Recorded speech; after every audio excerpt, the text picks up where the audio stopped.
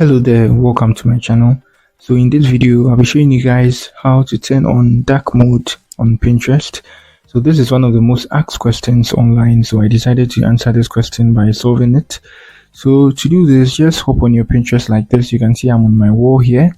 So I tap on my profile here and I move to my profile settings.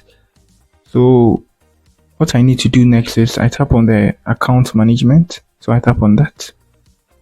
Good. So on here you can't see any change color or something, but you can see the app theme there. So let's tap on the app theme and let me drag this upwards here. So you can see here dark, light, and then the rest.